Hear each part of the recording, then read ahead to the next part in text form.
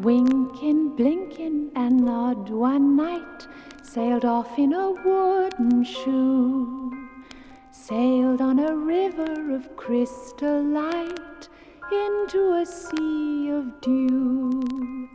Where are you going and what do you wish? The old moon asked the three.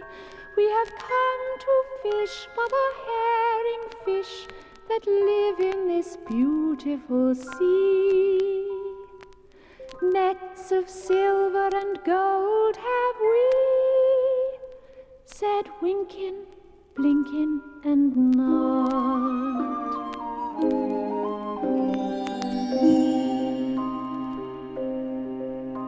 The old moon laughed and sang a song as they rocked in the wooden shoe, and the wind that sped them all night long ruffled the waves of dew. The little stars were the herring fish that lived in the beautiful sea. Now cast your nets wherever you wish, never afraid are we. So cried the stars to the fishermen three, Wynken, Blynken, and Nod.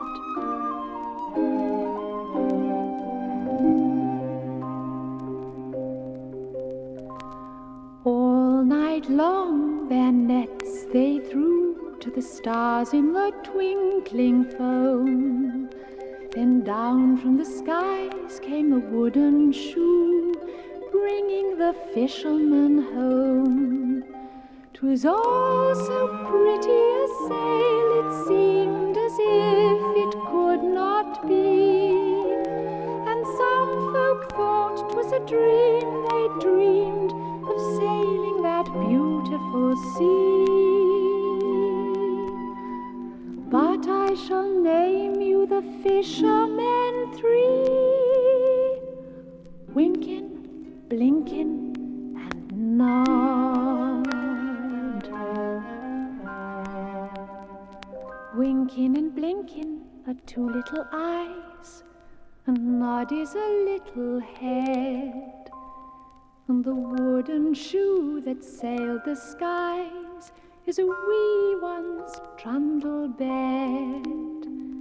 So shut your eyes while Mother sings of wonderful sights that be, and you shall see the beautiful things as you rock in the misty sea. Where the old shoe rocked the fishermen three, Wynken, Blynken, and Nod.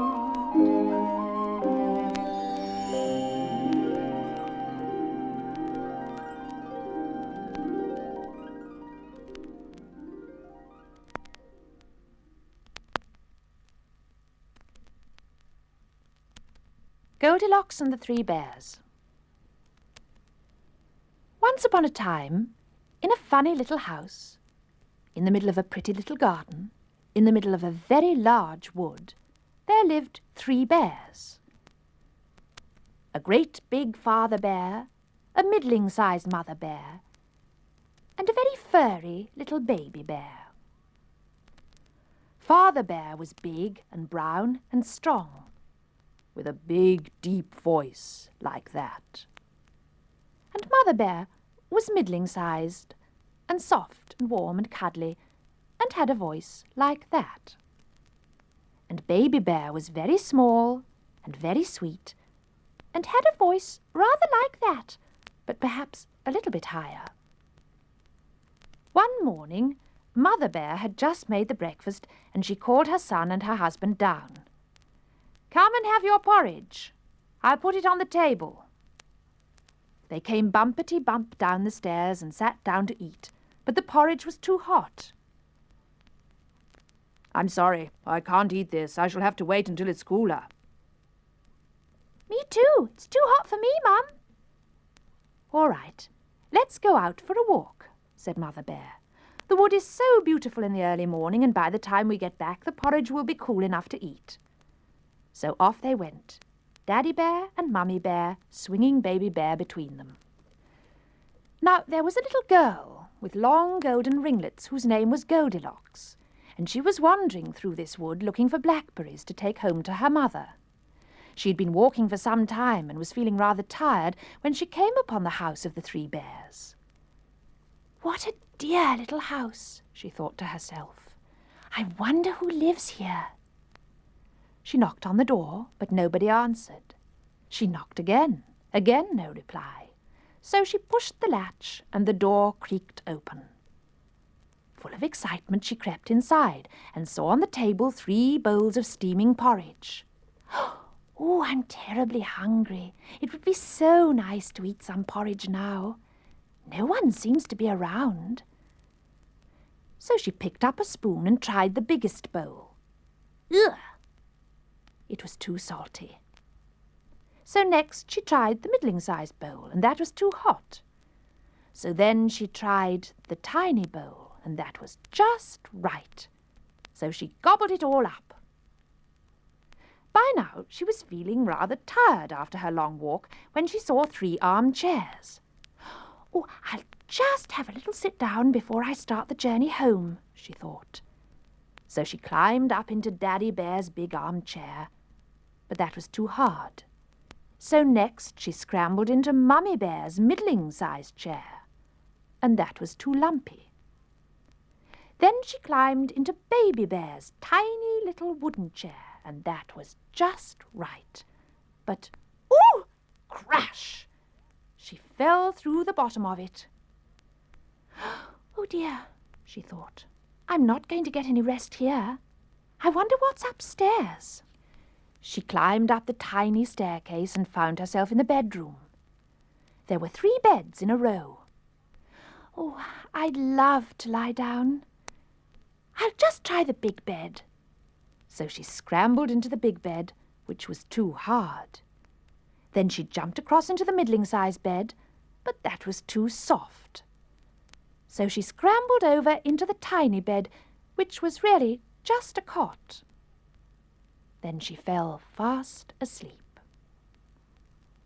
Well, by now the 3 bears had returned. "Oh, I'm so hungry," said Baby Bear. Sit down," said Mother Bear. Daddy Bear picked up his spoon and then looked in amazement at his plate. "Who's been eating my porridge?" he said. "And who's been eating my porridge?" said Mother Bear. "And who's been eating my porridge? And they've eaten it all up," said Baby Bear. "Oh, never mind. Let's sit in the armchairs and you can have some of mine." "Who's been sitting in my chair?" said Daddy Bear. "Who's been sitting in my chair?" said Mummy Bear. "And who's been sitting in my chair? And they've broken it," said Baby Bear, tears beginning to fill his eyes. "I think there must be someone in this house," said Daddy Bear. "Let's go upstairs and see." So they climbed upstairs and into the bedroom. "Who's been sleeping in my bed?" said Daddy Bear. "Who's been sleeping on my bed? It's all ruffled," said Mummy Bear. "Who's been sleeping in my bed? And she's still there," said Baby Bear. What? Said Father Bear, running across the room. But the noise of the 3 bears woke Goldilocks up. She sat up and rubbed her eyes and looked around her in astonishment. When she saw the big bear, she was terribly frightened. She ran to the open window and jumped down into the garden below. Daddy Bear tried to follow her, but he was so large that he got stuck in the window, and the others couldn't get past him. So she managed to escape. I really think she was very lucky. After all, she had no business to be walking into people's houses and eating their porridge and sitting in their chairs and lying on their beds. At least I don't think so, do you?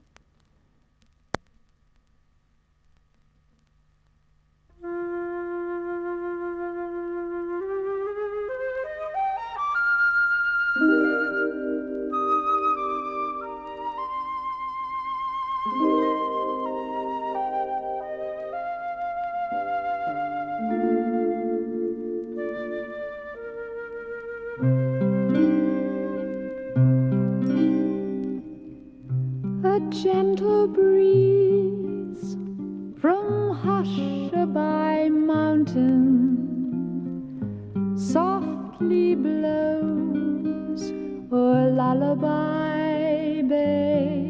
It fills the sails of boats that are waiting, waiting to sail your worries away. It isn't far to Hushabye Mountain, and your boat waits down by the quay. The winds of night so softly are sighing, soon they will fly your troubles to see. So close your eyes on Hushabye Mountain, wave goodbye to cares of the day, and watch your boat from Hushabye Mountain sail far away from Lullaby Bay.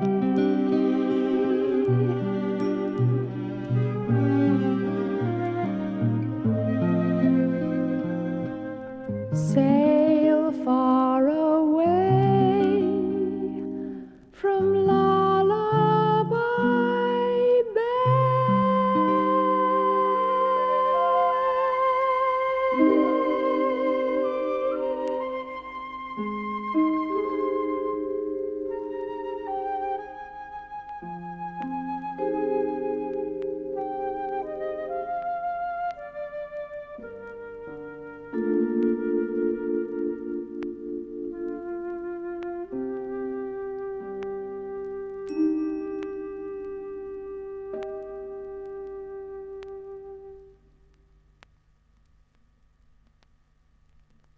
Little Red Riding Hood. There was once a little girl who used to wear a beautiful cloak when she went out. It had a hood, and it was bright red, and everyone called the girl Little Red Riding Hood. One day, Little Red Riding Hood's mother called her in from the garden and said, "I want you to go to Granny's house and take this basket full of nice things to her, because she's not very well today." So Little Red Riding Hood put on her cloak and took the basket on her arm and set off to Granny's house. First she had to jump over the stile and follow the little beaten path across the meadow. The field was full of flowers, buttercups, daisies, big yellow dandelions, and there was a meadowlark singing loudly, hovering high above her. Little Red Riding Hood felt very happy. After she had crossed the field, she began to enter a small wood, where there were bushes and shrubs and brambles growing. Suddenly she saw galloping towards her what seemed to be a large brown dog. He was gambling along, his pink tongue hanging out and a rather jolly expression on his face. Little Red Riding Hood patted him. Little did she know that what she thought was a large brown dog was actually a wolf. The wolf said to Little Red Riding Hood, "Where are you going, Red Riding Hood?" "I'm going to my granny's house to take her this basket of nice things. She's not very well today." "Oh, I see," said the wolf. He was very hungry, and he would have liked to have eaten the good things in the basket, but he was afraid to touch Little Red Riding Hood because out of the corner of his eye he could see some workmen cutting down the trees on the edge of the woods. "Where does your granny live?" said the wolf. "Oh, not very far from here. You just follow the path through the wood, and her cottage is where you come out at the other side." "Oh, very convenient," said the wolf. "I happen to be going that way myself. I shall probably be there before you." And off he scampered, wagging his tail. Little Red Riding Hood took her time. she didn't hurry because she loved the wood and there were so many nice things to see. There were violets growing at the foot of the beech trees and bluebells and primroses, and there were squirrels romping about and blackbirds dashing out of the undergrowth twittering loudly. Now, while Little Red Riding Hood was taking her time, the wolf had already arrived at Grandmother's house. He knocked at the door, but got no reply because Granny wasn't in. She had decided to go to see the doctor. The wolf let himself in and went up into her bedroom. He very swiftly pulled on her nightdress and her nightcap, and he climbed into her big four-poster bed and sat there and waited with a wicked smile playing around his big red mouth. Little Red Riding Hood pushed open the door of her grandmother's cottage. "Are you there, Granny?" she called up the stairs. Oh, yes, I'm up here. Come up and see me, shouted the wolf, thinking to himself, I really must try to make myself sound more like a granny. When Little Red Riding Hood came into her grandmother's bedroom, she was rather horrified to see the person sitting in the bed, but she was too polite to say anything, in case it upset her grandmother. In any case, the wolf had closed the curtains, and the room was rather dim, and it wasn't easy to see. So Little Red Riding Hood thought to herself that she might be mistaken. She climbed onto the big bed and put the basket of good things onto the counterpane. "These are from Mummy. She heard you weren't too well, so she thought you might like something nice to eat." She stopped talking, because she felt so amazed to see her grandmother looking so different, with big hairy ears and a long pointed nose and thick brown fur on her neck. "Oh, Grandmother, what big ears you've got!" All the better to hear you with, my dear, replied the wolf. "Oh, Grandmother, what big eyes you've got!" All the better to see you with, my dear, answered the wolf. "Oh, Grandmother, what big teeth you've got!"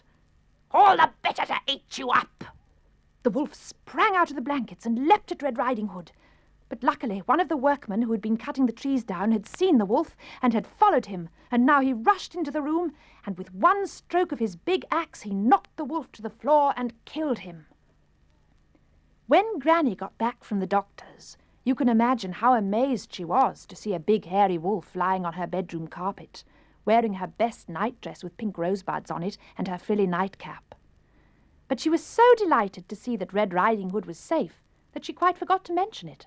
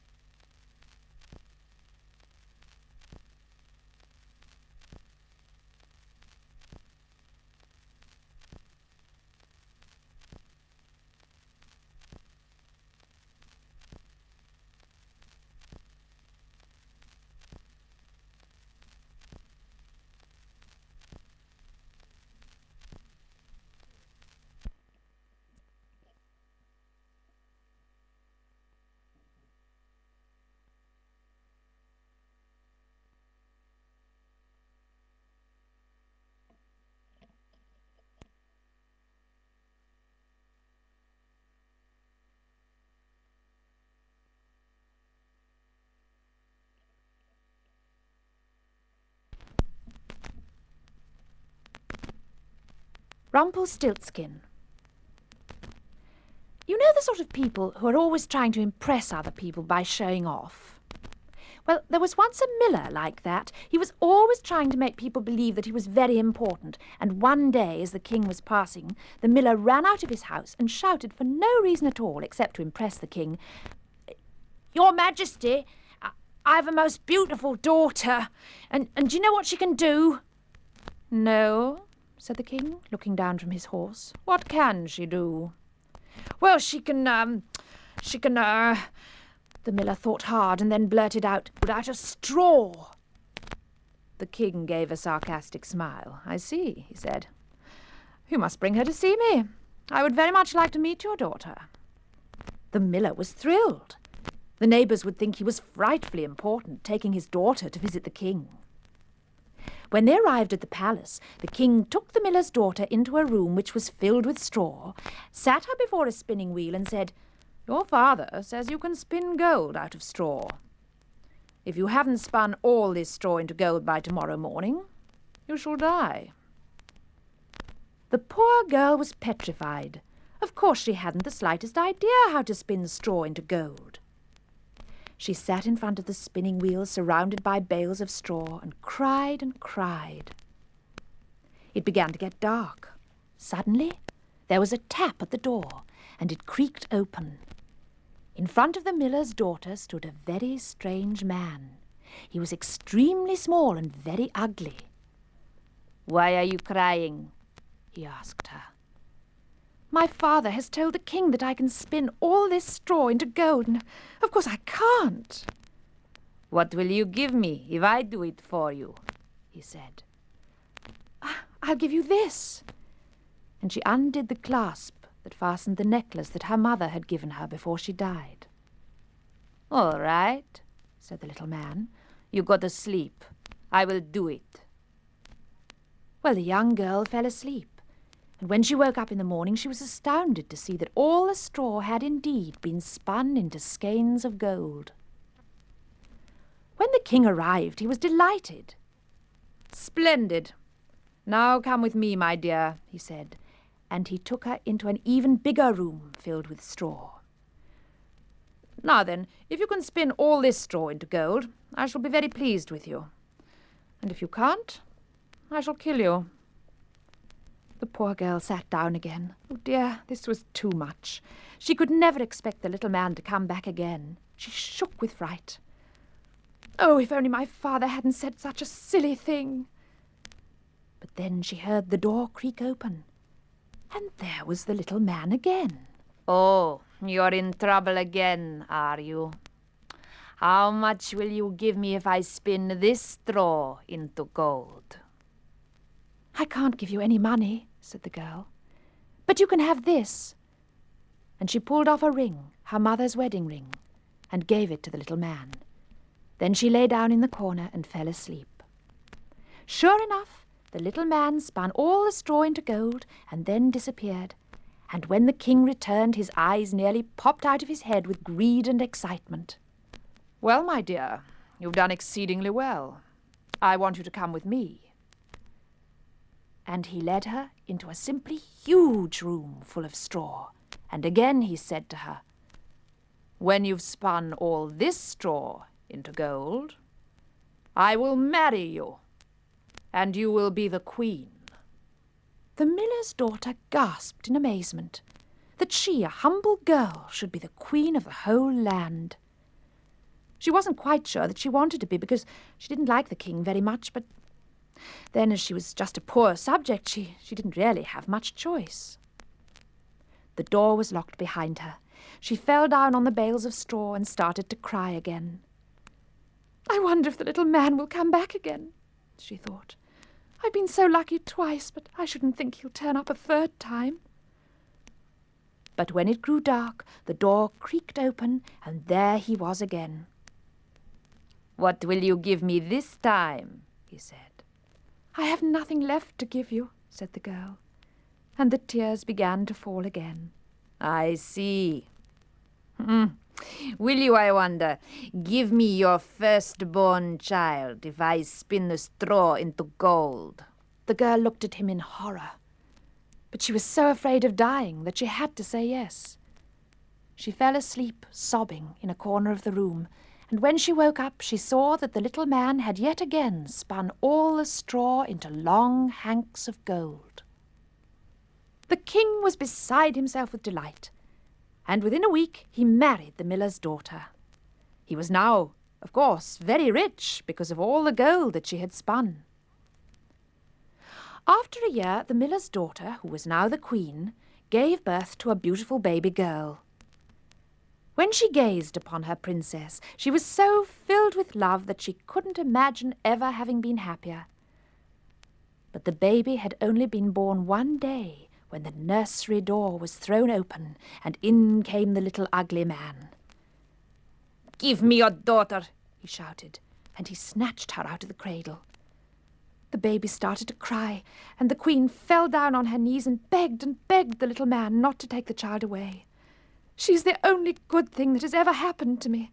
I love her with all my heart. Please do not rob me of my little daughter." Strangely enough, the little man was moved by the queen's distress. "Very well. I will give you a chance. I will come back tomorrow night, and if you can guess what my name is, I will not take her." And with an evil laugh, he vanished. The queen thought very hard and wrote down all the names she could think of. She felt sure that she'd be able to find one of them to fit him.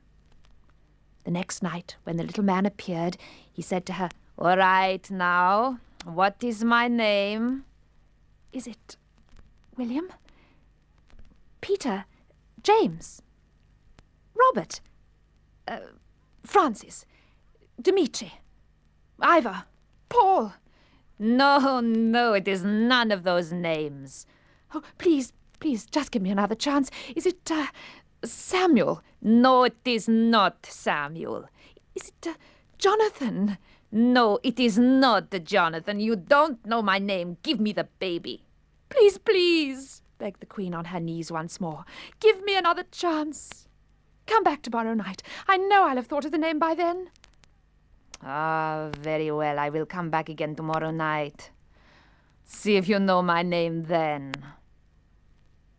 The next night arrived. "Is it Horace? Is it Eric? Cecil? Adrian? Clarence? Caesar? Sausage?" She was getting silly now. "No, it is not Sausage. Who ever heard of anyone being called Sausage?" "Is it Archibald? Is it Aloysius? Is it Cyril?" "No, it is not," said the dwarf.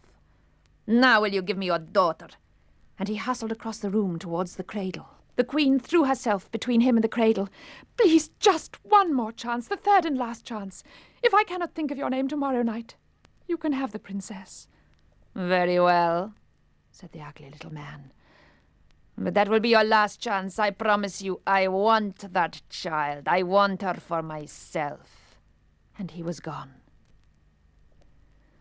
The next day the queen was so worried. She paced about her room, wringing her hands, and then she went out into the garden and through the palace gates and wandered about in the big forest beyond. As she entered a clearing, she stopped short because she was astounded to see a tiny cottage and a fire burning between some stones with a pot on the top, and round the fire was dancing a tiny man. Yes, it was the little man who had spun the straw. She hid behind a tree and watched him. He was clapping his hands and singing gleefully to himself. "The queen's baby will be mine forever now till the end of time, though I know it is quite plain that Rumpelstiltskin is my name." The queen could hardly believe her luck. She had chanced upon it. There he was, dancing around the fire, telling her his name without even knowing she was there. The next day, when he arrived, she sat trying to look calm, her hands clasped and her heart beating. "Well, this is your last chance. What is my name?" said the little man. "Is it Norman?" "No, it is not." "Is it Ernest?" "No, it is not." "Is it Rumpelstiltskin?" "Ah!" The little man's eyes bulged with alarm. "You know it! You know it!" He clutched at his throat, his face went purple, and with a horrible shriek he vanished from sight, and she never saw him again. So the miller's daughter remained the queen of the land. She lived quite happily, although the king was a very greedy man. Fortunately, he didn't repeat his request for her to spin straw into gold, which is just as well, really, because, well, it's doubtful if the little man would ever have appeared again to help, don't you think?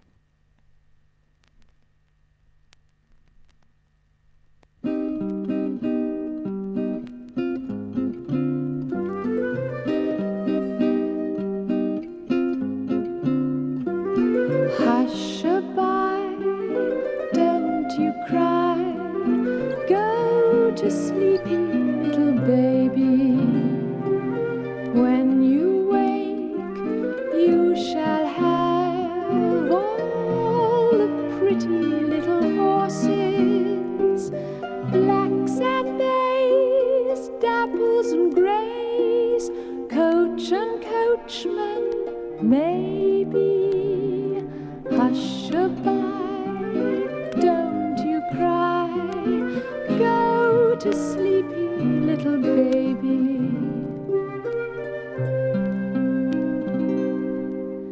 The bees and pretty butterflies are closing tired eyes.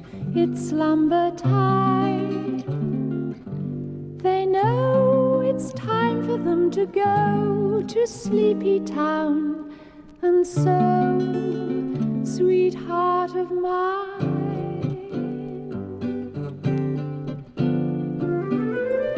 Hushabye, don't you cry.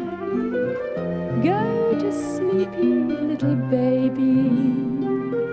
When you wake, you shall have all the pretty little horses, blacks and bays, dapples and greys, coach and coachman, maybe.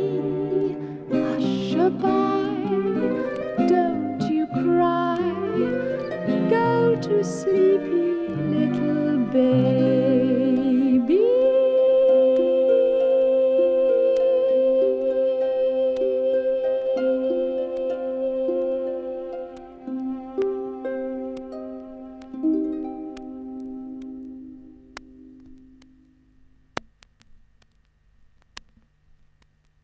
The Sleeping Beauty. There was once a king and queen. They had a beautiful castle, and they lived in a very prosperous land. They had friends and courtiers and money and everything that you could wish for. But they weren't happy, because the one thing they really wanted was a baby, and they didn't have one. But after waiting for a long, long time, the queen gave birth to a lovely baby daughter. Well, as you can imagine, they were overjoyed, and the king said, "We must have a wonderful christening for our lovely daughter. We must invite all our friends and all the royal families from neighbouring lands. It will be a tremendous occasion." The day of the christening arrived, and the little princess, dressed in her beautiful white christening robe, lay on a pillow filled with swan's down in a little golden cradle specially carved for her. Everyone came to look at her. They oohed and ahed over her beauty, and each guest gave her a present, a little silver mug, or bracelet, or lucky charm. Now the king had invited 6 good fairies to become her fairy godmothers and to make sure that she led a happy, safe, and useful life. At the height of the ceremony, the fairy godmothers came forward one by one to bestow their gifts on the little princess. The first fairy said, "You will be extremely clever." The second fairy said, "You will be very beautiful." The third fairy said, "You will have a sweet and loving nature." The fourth fairy said, "You will sing like a bird, and you'll be able to play musical instruments to bring joy to everyone who hears you." The fifth fairy said, "You will understand all about the herbs of the forest, and you will be able to cure many illnesses." And the sixth fairy said, "You'll be kind and wise and full of grace." Suddenly, there was a dreadful screaming laugh, and with a rush of wind through the open palace windows flew the 7th fairy, the wicked fairy. The king had forgotten to invite her, and now she was very angry. She stepped up to the cradle, and with a hideous cackle she shrieked, "Ha! Ha! You will prick your finger with a bodkin and die. Then with a terrible peal of thunder and a flash of lightning, she vanished through the open windows again. Of course, everyone was horrified. They gasped in terror that anyone should wish such an unkind, such a dreadful thing on the little baby girl lying so sweetly in the cot. Then the sixth good fairy godmother came forward again and said to the king, "I cannot prevent the spell happening, but I can help you. The princess will not die when she pricks her finger. She will fall asleep for 100 years, and only her prince can awaken her with a kiss." The princess grew into a lovely young girl, full of gaiety and laughter, with the sweetest nature imaginable. Everyone who knew her loved her. In time, the king and queen forgot to worry about the wicked fairy's dreadful threat, because the king had passed a law saying that there were to be no more spinning wheels or bodkins kept in the kingdom whatsoever. But one day, when the princess was wandering around the palace, she came upon a little staircase that she hadn't explored. Creeping up to the top of it, she found herself in an attic room, and there sat a very old lady, spinning. Well, this little old lady hadn't heard anything about the law, so she didn't know that she was not supposed to use a bodkin. "What are you doing?" asked the princess. "I'm spinning," said the little old lady. "Oh, let me try." "Well, of course." And the little old lady handed the bodkin to the princess, who immediately pricked her finger and fell to the ground as though dead. The king and queen were sent for. When they saw the spinning wheel and the princess lying seemingly lifeless on the floor, they knew that the dreadful threat was fulfilled. But they remembered the words of the sixth good fairy, and they knew that, although the princess looked as though she were dead, she was only fast asleep. The king ordered that a splendid bedchamber should be put ready for her. The princess, dressed in a gown of white, was laid on satin sheets and covered with an ermine coverlet. Her golden hair was brushed and spread across the pillows, and a beautiful white rose was laid upon her breast. Then the sixth good fairy godmother appeared, waved her wand, and the whole palace fell asleep. Everyone. The king, the queen, the courtiers, the page boys, the jesters, the maids, the cooks, the dogs, the cats, the doves, everyone, man and beast, fell fast asleep.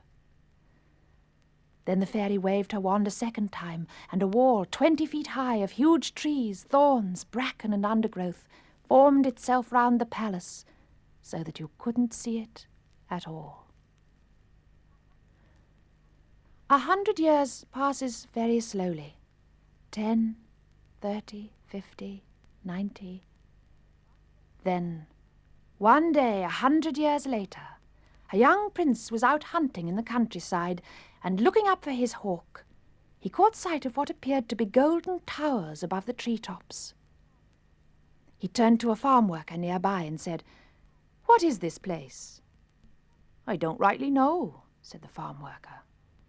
"I remember that my uncle once told me that there was a palace hidden in that there forest, but it's so thick and it's so deep that no one's ever been able to get through there, no matter how hard they try." "I must see it," said the prince, and drawing his sword he strode forward and raised it to cut away the branches. But as if by magic the branches parted in front of him and made an easy pathway for him to walk through. After he had passed through the undergrowth, he found himself facing a wonderful palace. Looking down at his feet, he saw 2 dogs fast asleep, and they didn't stir or bark when he patted them. He looked up into the trees and saw that the birds were perching with their heads under their wings, and there was no sound of birdsong. "This is very strange," he thought, and he strode forward to the palace doors. The sentries were propped up on their guns with their eyes closed, snoring. He walked straight past them. They didn't wake up and stop him. He crossed the great marble hall, and there were page boys and courtiers heaped up in corners and on the stairs, snoring away. And as he entered the throne room, there, sitting on their golden thrones, were the king and queen with their crowns askew, fast, fast asleep.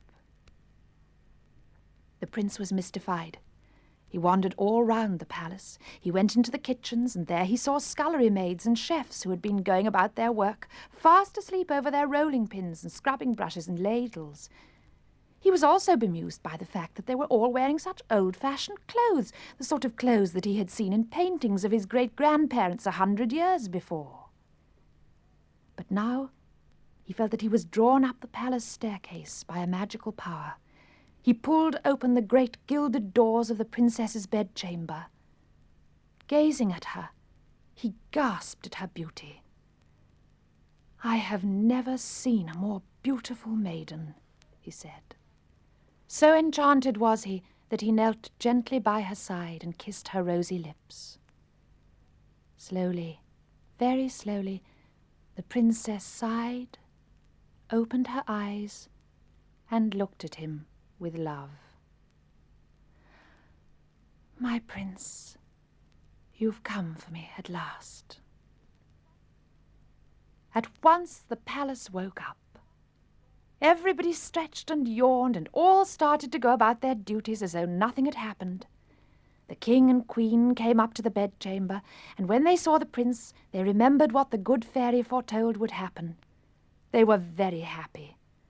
And when the prince asked for the princess's hand in marriage, they granted it willingly, kissed both the young people, and with shouts of joy led them down the stairs to meet their subjects.